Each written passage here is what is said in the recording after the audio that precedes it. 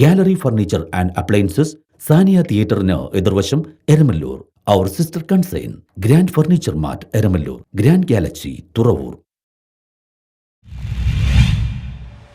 Fort Kochi കുട്ടികളുടെ park 12-ന് തുറക്കും. ഏറെ നാളത്തെ കാത്തിരിപ്പിന് ശേഷം ഫോർട്ട് കൊച്ചി കുട്ടികളുടെ പാർക്ക് തുറക്കുന്നു. ഈ മാസം 12-ന് രാവിലെ 9:30 മണിക്കാണ് ഫോർട്ട് കൊച്ചി കുട്ടികളുടെ പാർക്ക് കുരുന്നുകൾക്കായി തുറന്നു നൽകുന്നത്.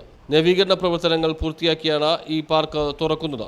ഓണാഘോഷം കൂടുതൽ വർണ്ണാഭമാക്കാൻ എല്ലാ കുട്ടികൾക്കും ഇനി ഫോർട്ട് കൊച്ചി ജവഹർലാൽ നെഹ്റു പാർക്കിലേക്ക് എത്താം. ഫോർട്ട് കൊച്ചിയിൽ ചാച്ചാജി നെഹ്റുവിൻ്റെ നാമകരണത്തിലുള്ള ജവഹർലാൽ നെഹ്റു ചിൽഡ്രൻസ് പാർക്ക് 12/9/2024 രാവിലെ 9:15 കുട്ടികൾക്കായി തുറന്നു കൊടുക്കപ്പെടും.